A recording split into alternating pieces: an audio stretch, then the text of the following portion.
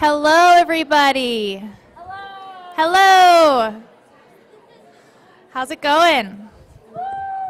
Thank you, Margot. Enthusiasm from the front. I love that.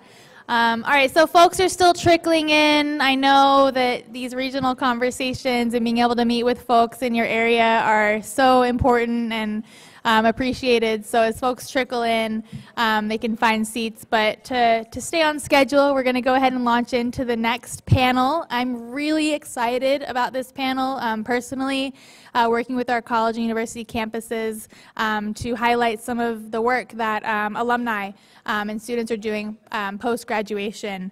So, at Fair Trade Campaigns, as we recognize, as we spoke to last night, the critical role that campuses play in growing the fair trade movement, it's really important to highlight the great work that students go on to do after graduation. So many of you are doing wonderful work on your campuses right now, in your communities, but also post-graduation. What we've seen is a lot of our advocates, leaders in sustainability, our movement partners are also going on to do great work, really taking their activism from their campuses into their careers.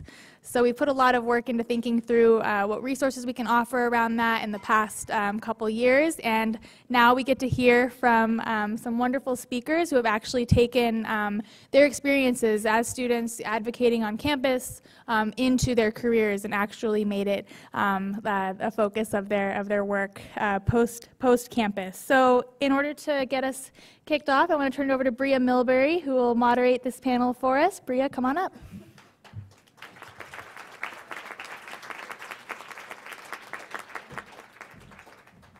Hello. I'm a loud talker, so if I'm yelling into this mic, I apologize. Just give me a little signal, and I promise to stop yelling. Welcome. Thank you so much for attending this session, but more importantly, thank you for spending your weekend here with us at this conference. There's a million other things we could be doing on our Saturdays and Sundays. We could be doing laundry and grocery shopping like I usually do.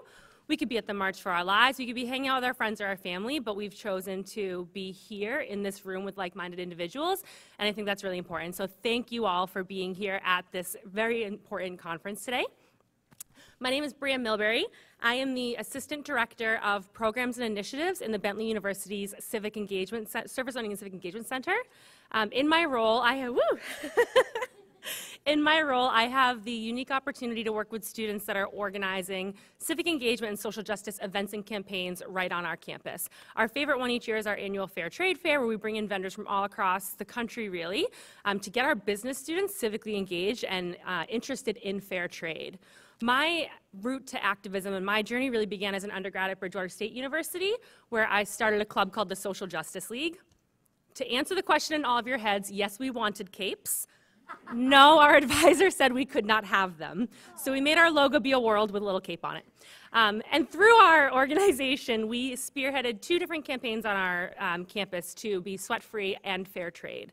So that's where my activism really started, and then I took that into my career at Free the Children in Toronto, Ontario, where I worked with youth across North America that were civically engaged both locally and globally. But you didn't come here to hear from me, you came to hear from our 3 amazing panelists. So without further ado, I would like to introduce Ben, Al, and Raychel. They have come, they have amazing knowledge to share with us about their experiences and their stories. By a show of hands, how many people in here are students? Wow, okay. And how many people are representing their brand or organization or town? Great. These folks have stories and experiences to share with all of us, so I know every single person in this room is going to gain a lot from that. I'm going to read the bios from my note cards because, holy moly, there's some words in here that I tripped up on a lot, especially Ben's over here. It's all impressive stuff. Ben's the director of coffee supply at Fairtrade USA, where he leads the organization's investment in producer services, industry collaboration, and supply chain development. His career in coffee began in 2003 at Thanksgiving Coffee Company, where he led the company's efforts on cooperative development and climate change adaptation. Are you ready for the wordy part? He's a former member of the Specialty Coffee Association of America's Sustainability Committee, Fairtrade USA's Roaster Advisory Committee, United Students for Fair Trade's National Advisory Board. He holds a Bachelor of Arts in International Affairs from Lewis and Clark College. So welcome, Ben.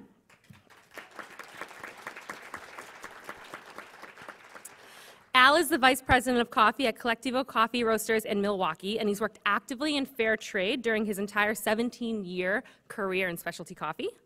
He's the He's the former director of the Specialty Coffee Association of America, an original advisory board member of the United Students of Fair Trade, and he is a graduate of Georgetown University's School of Foreign Service. Al travels extensively to coffee-producing regions in Latin America, Southeast Asia, and Africa, where he's worked with fair trade cooperatives to develop supply chains, establish quality standards, and identify opportunities for sourcing. So welcome to Al.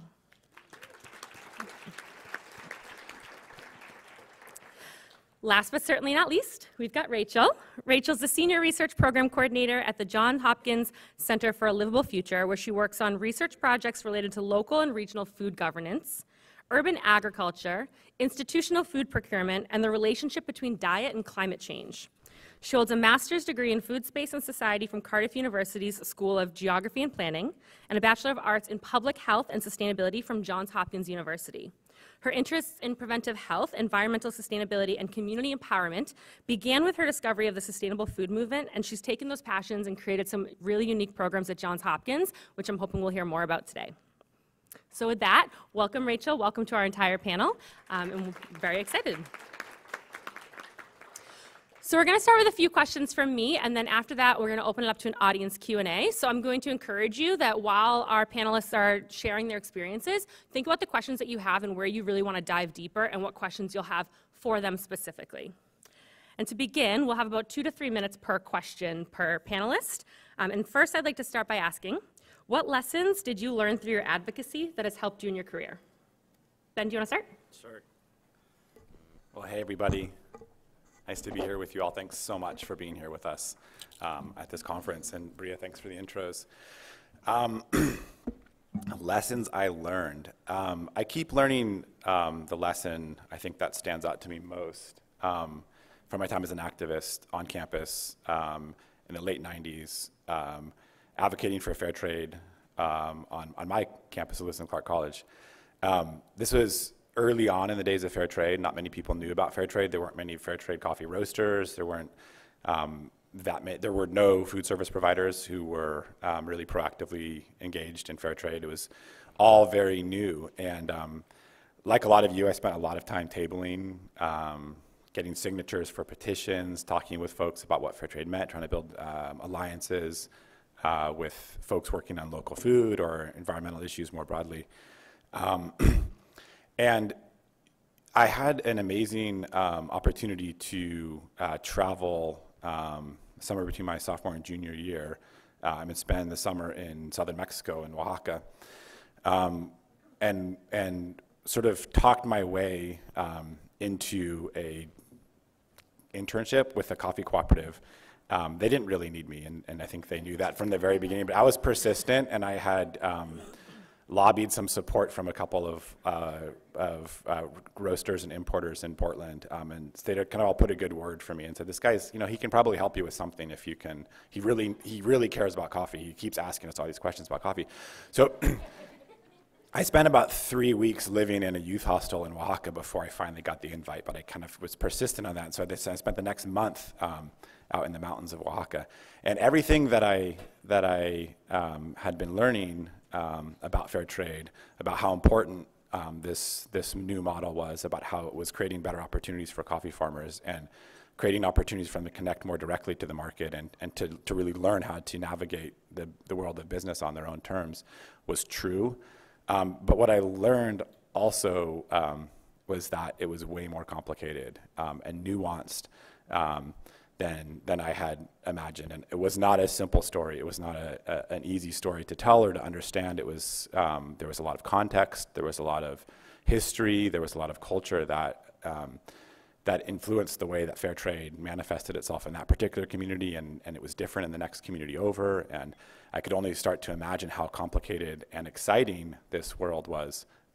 So I tried to bring that back and to tell that story and to try to be sort of an ambassador for some of that complexity, to invite people into this conversation about what fair trade really means, which is it's actually a whole lot more than what we even say. When you think about indigenous rights, when you think about how local communities are transforming themselves, it's a very, very diverse story. It's not a simple story of a better deal for farmers. It's what that better deal for farmers means to farmers around the world and their communities. So I think my first lesson really, and it stuck with me at every juncture in my career as I've moved into the coffee industry and moved through the coffee industry and worked in a lot of different capacities in the coffee industry, is that what you think you know is only a little bit of what you really know, and that with curiosity and with luck and with patience, the world opens up to even more complexity, and that's sometimes very challenging, and there's moments of existential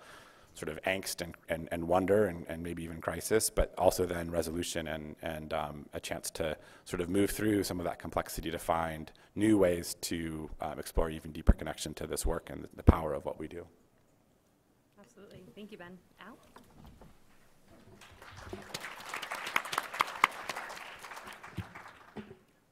How to follow that? I don't know if I should actually be on this panel. I'm kind of a fraud because I wasn't really a student activist here at Georgetown. I will say, at least in the fair trade context, I am old enough to claim that fair trade didn't exist as a concept or a movement in the US, at least, when I was a college student, so that's my excuse. But when I was a student, I always wanted to work on an international level, and which is why I was in the School of Foreign Service here. And I also had a desire to help people, and I didn't really know how that would sort of manifest itself in terms of a career. And then I sort of did things backwards. I went straight to graduate school up in Boston. Then I came back to DC, worked for a year, and then I ended up going to the Peace Corps and was sent to Bolivia, which was not a place I expected to land. I didn't speak Spanish. I knew nothing about Latin America and wasn't really that interested. And if I had to identify sort of a moment in my life that my path completely shifted and changed, it would be doing the Peace Corps, but also specifically in Bolivia. And that was actually where I first saw coffee being grown. And trying to make a really long story short and more interesting, when I came back, or towards the end of my Peace Corps service, was when fair trade kind of entered the national consciousness here in the US. I was actually back here in DC during the second year of my service for the wedding of my best friend from high school, who coincidentally was going to Georgetown Medical School. And his dad and I were at a CVS on K Street downtown, and all of a sudden the doors were slammed shut, and we were trapped because there was this big anti-WTO protest going on. And kind of fascinating to watch from, this whole thing happened, people get arrested, but my aunt's car was in the middle of that whole thing, which was not fun to watch. Nothing happened to it. But anyway, so shortly after that, Starbucks announced that it was signing on as a fair trade licensee with Transfer USA, which was then a very small fledgling organization. And I just remember thinking, fair trade, what is that about? And then when I was getting ready to finish my service, I was thinking, well, I've done grad school, I need to get a job and actually start paying off my student loans.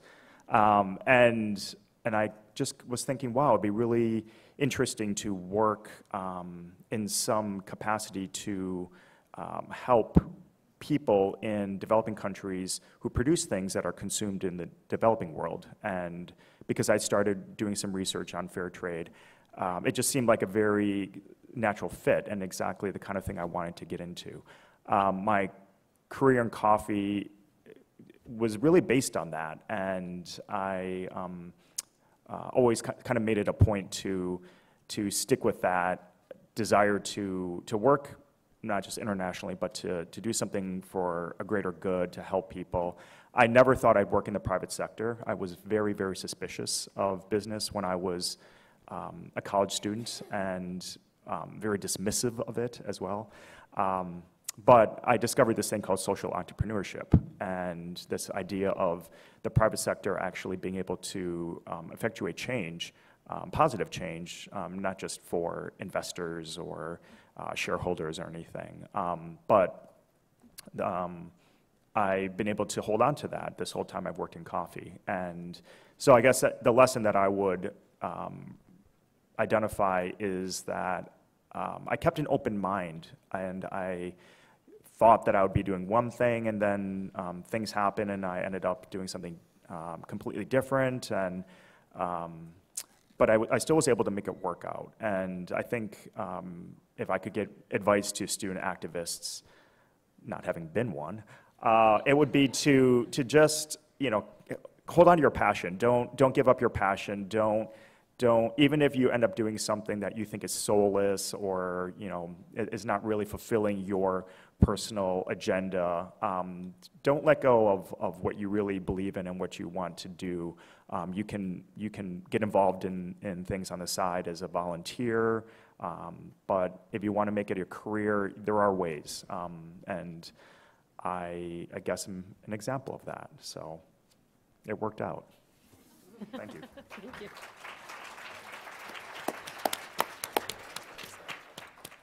So if you had asked me 8 years ago that I would be speaking on a panel about what students do after they were advocates in colleges and universities, I would have been like, what are you talking about? When I went into university, I was not an activist type by any means.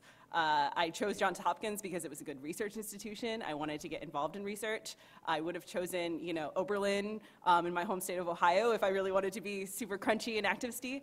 And then as I started learning in school, I started getting an appreciation more of the problems of the world, and I became really disheartened, but also frustrated, because here we are learning about all these problems, and we don't have any teachers helping us, guiding us through what we can do about them. And I was looking for outlets to channel that frustration into something positive, and I stumbled upon the Real Food Challenge movement, which works with colleges and universities throughout the country to help change their procurement policies, mostly in food, to be more sustainable, fair trade, humanely raised for animal products, and local. And I got really involved with that student group, started branching out, meeting students from all over the country, but also working really closely with a lot of the students on our campus. And it was several years of campaigning before we got any institutional commitment. But during that time, I learned a lot about what activism actually is. From the outset, I had thought it was standing in protests, which, you know, growing up in the Midwest, protests were like not good things to do. Like your parents are like, oh my gosh, you're gonna die, like this is dangerous. I had no idea what was involved in progressing anything. I didn't really understand what policies were. I thought policies were these really boring documents that lawyers write and we can't understand or read. And I had seen House of Cards, and I thought all of the internal politics, like I was like, I don't want to be part of that. But then I realized when I was starting to try to shift how I bought my food and bought my clothes, and it's really hard to do it as an individual consumer. There's all these other institutional policies that I didn't really know existed before, and then I was realizing, well, we can start getting the university to buy more of this, and then it's easier for us to eat that. Or we can start getting stores to carry more of this product. And pretty soon my mind started growing in terms of understanding what different levels of policy exist and how we can affect change with those. So I kind of view my campus activism experience as an experiment in learning how the ecosystem of affecting change works. So I think as students, you have a really powerful tool at hand when you're on a college or university campus. I mean, you've got everybody from filmmakers to engineers to sociologists who you can consult with and work with to advance a campaign. You've got access to decision makers that you probably will never have as easy of access to in other parts of your life when you start working with local governments or state government or even federal. It's so much more daunting. So that beginning experience helps you understand that these are all people too, and that there are systems in place that are really bureaucratic, really frustrating at times, but actually you can start to work with them and push them. So on our campus, we worked through the Real Food Challenge, but fair trade was a very integral part of that. And we eventually, after 3.5 years of campaigning, got our university president to sign a commitment to purchase at least 35%, quote, real food by 2020.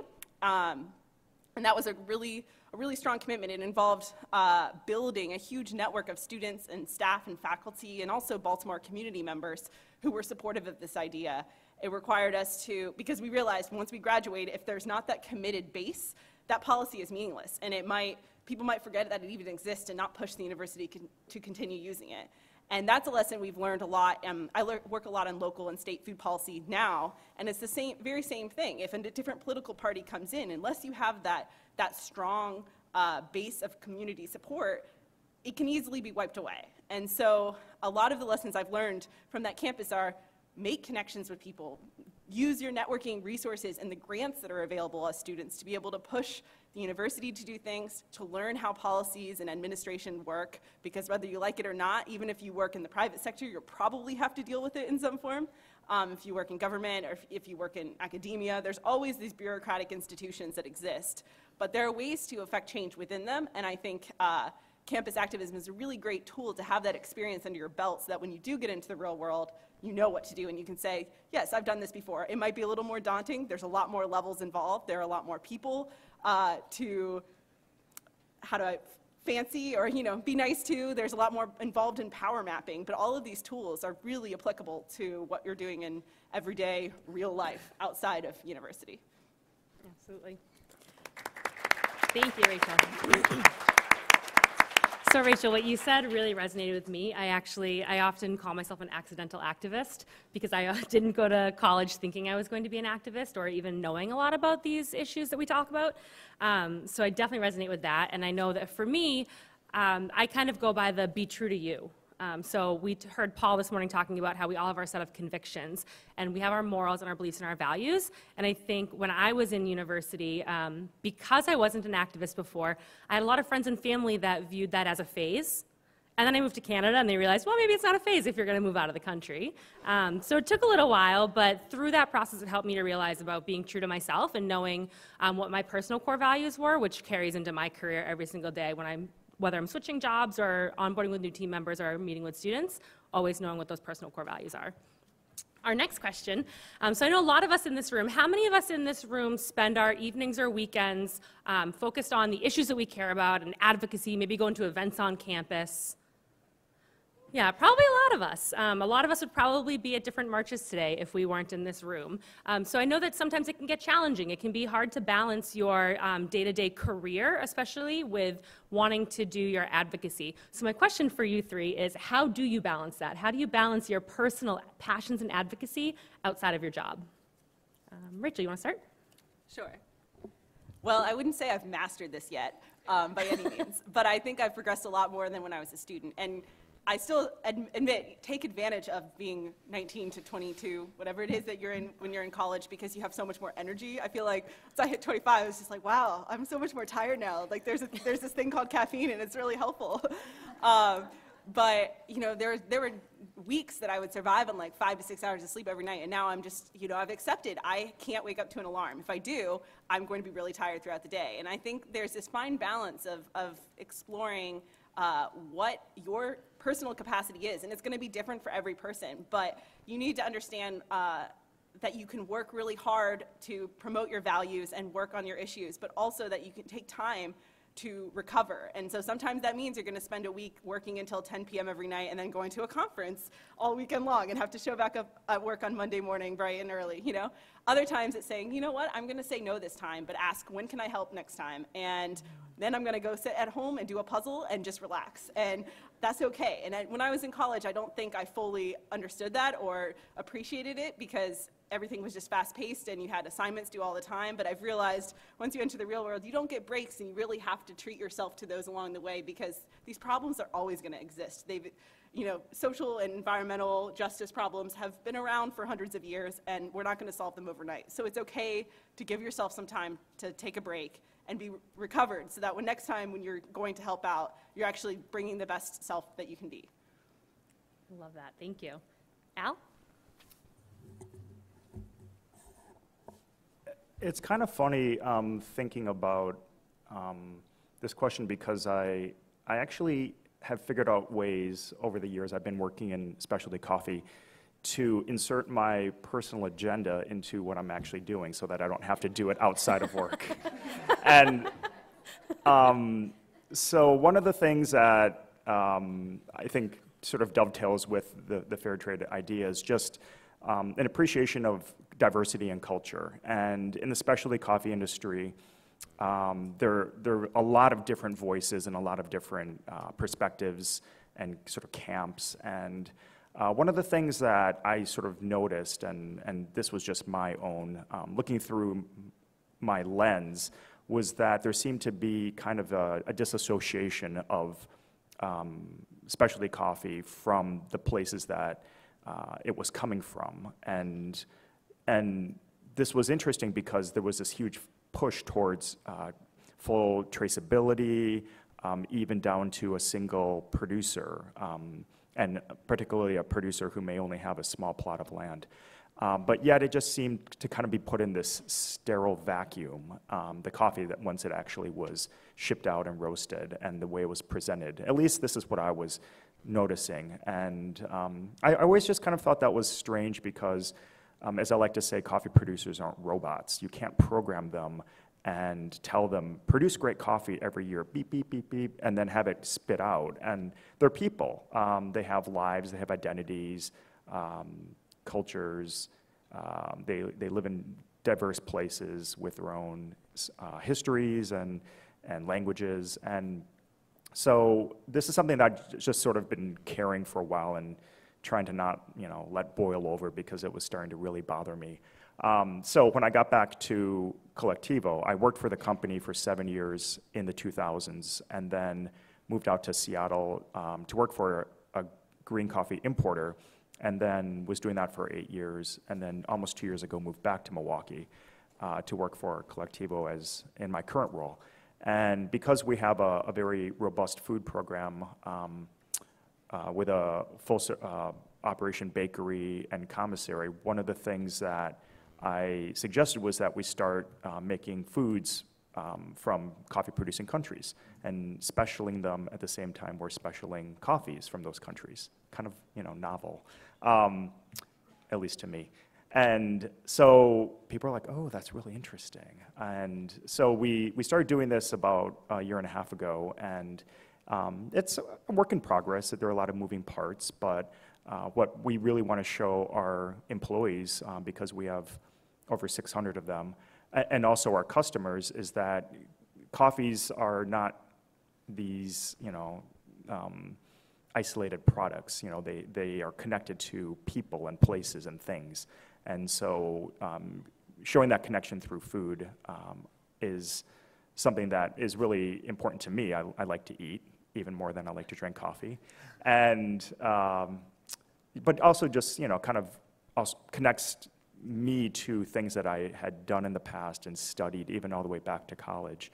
And so, it's a way in which I can sort of take my personal agenda and slide it right into what I'm doing at work and have everyone think that it's this great idea. And then I'm just like, satisfied with myself because I've been able to do it at work and get paid for it. So, I do have non-fair trade related things, causes that I work on outside of the office, but in terms of fair trade, since that's what we're here for, it's really been kind of a foundation for my whole career in coffee, as I mentioned before, and something that also has a lot of applications, including sort of this food collaboration project that I just described. Wonderful, thank you, Al. So I guess maybe just a couple builds. Those are both great reflections. Al and I have known each other, full disclosure, we've known each other for a long time. Our relationship and other relationships like it are actually one of the things that really feeds me and energizes me. I think, through organizing as activists, through industry collaboration, as we're both accidental business guys, you do find your community. I mean, you find people who, for whatever reason, understand the things that you care about in ways that sometimes your friends and family don't. And there's something really powerful in that. So I would, just encourage you all as you do this work, as you think about what's next for you. Imagine this as your community also, and be open to talking about your struggles with people, and you might be surprised at how you find an understanding ear in a way that you didn't expect. My experience with burnout and the struggle to stay energized and to stay curious is definitely at the sort of the center of the story of my 15 years working in coffee and 4 years as an activist working for fair trade before that.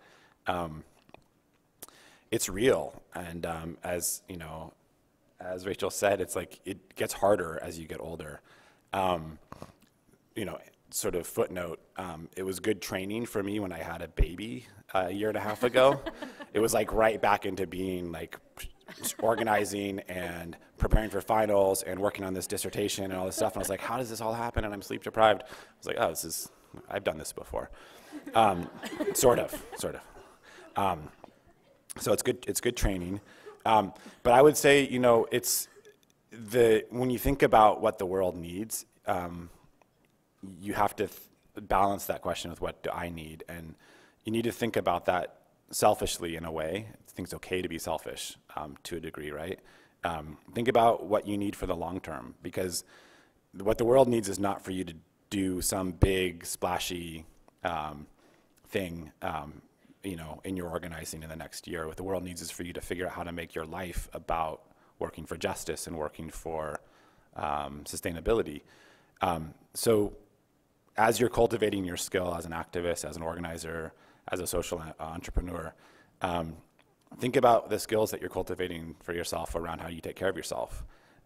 What are the things you do for yourself? What are the things you study? And how do you make time for them? Yoga and meditation have become big parts of my day. I feel like a total cliche. I mean, I'm from Northern California. I work in social enterprise. I wake up at 5 to do yoga every day. But it's real and it works. And when I travel and I'm on the road, I have my yoga mat and I wake up at 5 o'clock every morning no matter where I am. And I do it because I know that will help me be more present, be more effective, be clearer about what I can do to serve my work in the short term and also sustain myself for the long term. So I would encourage you all to give yourself that gift of saying, like, my health, my well-being is a really important part of me taking care of myself so I can be this useful vehicle for this work. Amazing, I love it. So I'm hearing to make sure you know when to say no, to infuse it into your career so you can get paid for doing what you love, and do yoga. Those are our 3 big takeaways that I really love for this afternoon. I'm going to skip my third question for now and save it for the end, because I know that there's probably a lot of people in the audience that have questions right now, and I want to make sure we hear from you as well. So I think we have some handheld mics around. We do. We have a couple handheld mics in the audience. So when you have a question, raise your hand. When you're called on, please make sure you have the mic and you speak nice and loudly into it so the whole room can hear you. And if possible, maybe direct it at a specific panelist so that we can hear from them. So who has questions for us and for our great panel? We got one right up here.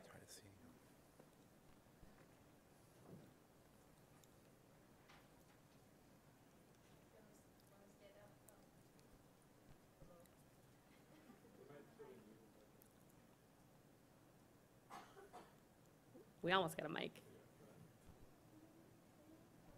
Come on up here, why not? Come share the stage. Oh. Okay. Yeah, here it's live. Oh, there we go. They don't want me up there. Okay. So my question is, do you find peace with where you're at? Because I guess like a quick background from where this question is coming from, and I hope that there's others out there who are like me, but I was a student advocate in college and now I'm doing this fellowship. But I'm also an HIV case manager, so completely different, and I'm studying to go back to school for occupational therapy. So I'm torn between 3 amazing things, and now being at this conference, I'm like, wait a minute, I want to do this all too. So like, how did you get to where you were, and were there other things that tore you away from where you're at, or were you just like, this is it, I know, no questions asked? So. Who do you want to answer? Anyone? Al. Al can go first, because he hasn't gone first yet. Sorry, throwing you under the bus. I have so many answers to this question. You know, this is really cliche, but life is a roller coaster. There are highs and there are lows, and sometimes the lows have to happen for you to experience the highs. You know, the only reason I ended up going into the Peace Corps was because I had come back to DC from Boston after grad school, thought I was primed for some fabulous career and I don't know what, and it didn't happen. And I kind of sank to a place I'd never been in my life before, and was really struggling with sort of like, you know, questioning myself with all the decisions I'd made, the things I had studied. And I was temping at the World Wildlife Fund, and my supervisor there suggested the Peace Corps, and I was like, what? Like, no. And I was like, give me some names and, you know, email addresses and people for me to contact.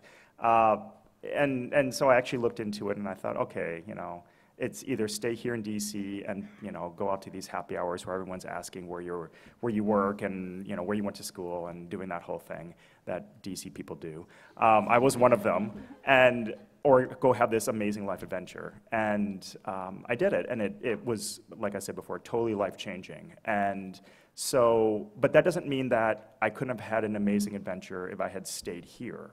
So you kind of have to just sometimes choose something and go with it, and trust that you are centered enough and focused and grounded to make it work. And also be open to winds shifting you in a different direction, because they totally did for me, even after I got into coffee. And life is just weird that way. But you know, for me to even just come back here to my alma mater and sit up here and talk about my career, when I was actually here, I thought I'd be doing something totally different, working in the State Department, which thankfully I didn't do. Yikes.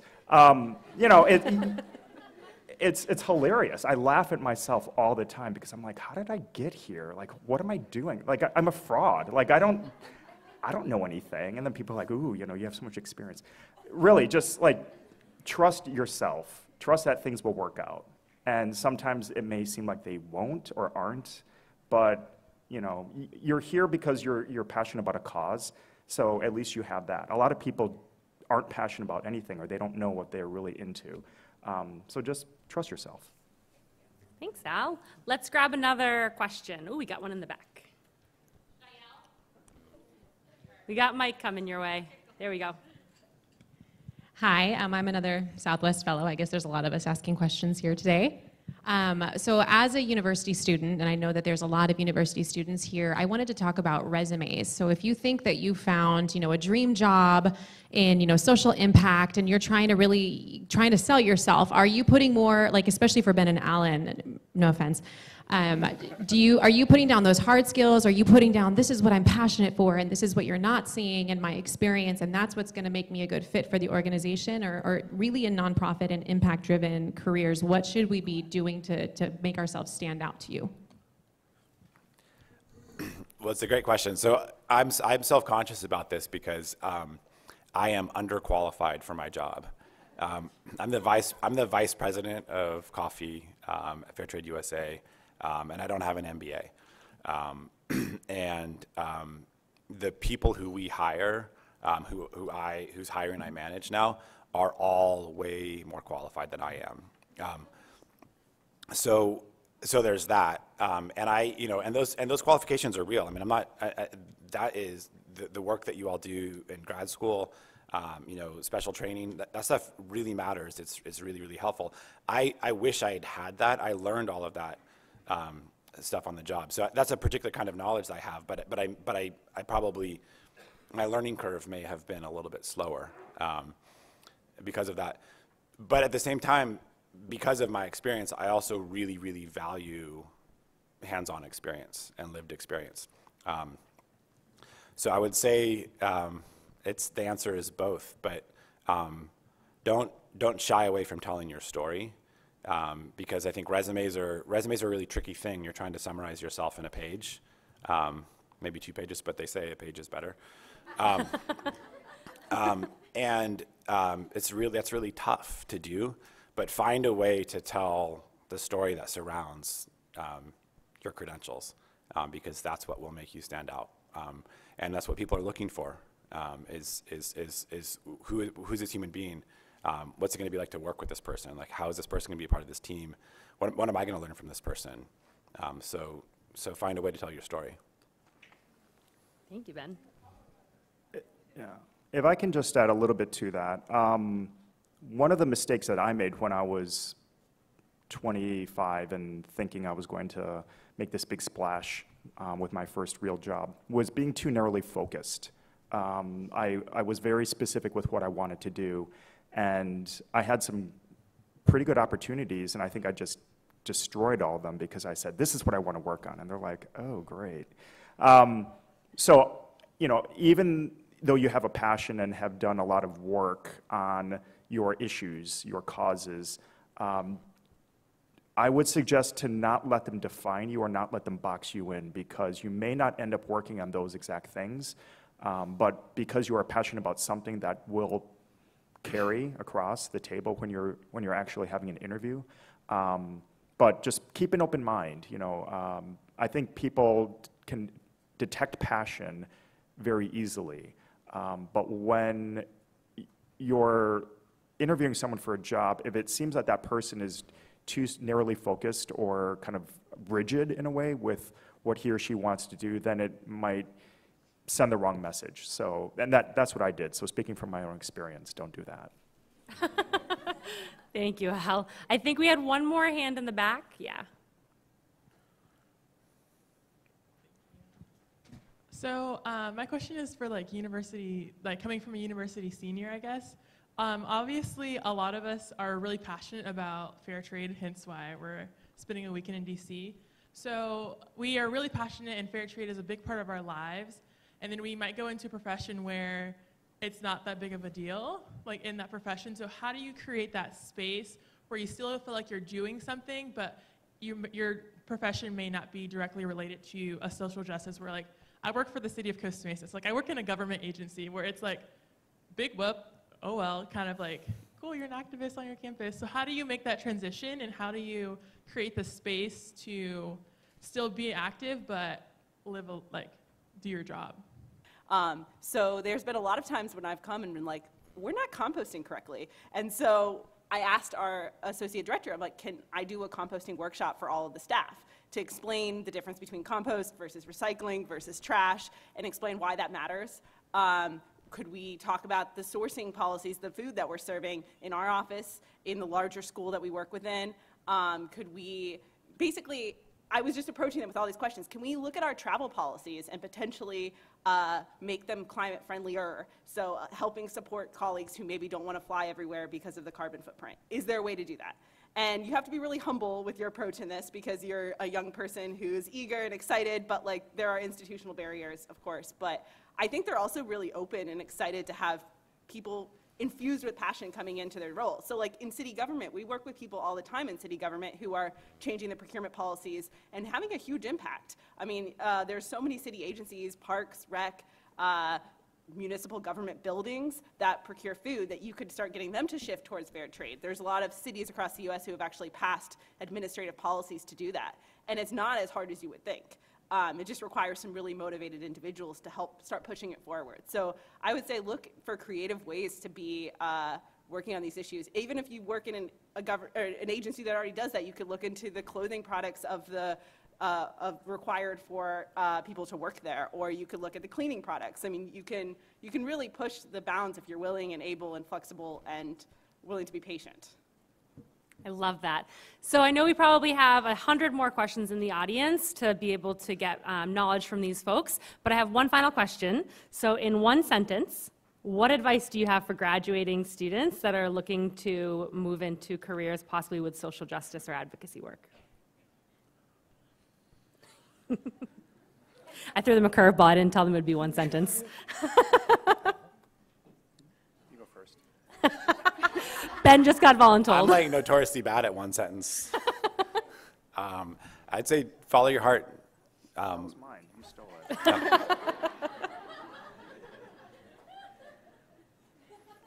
Can we expand upon one sentence, really shortly? Because it might not make sense if this is just Two one sentences. Okay. Be open to grunt work. It's not always as pretty as you would think when you're working on social justice issues at the beginning, especially when you're new in your career, but that's okay. I like that. I like it. I was going to say that too.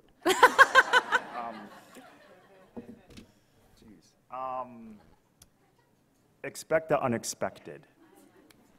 All right, with that, folks.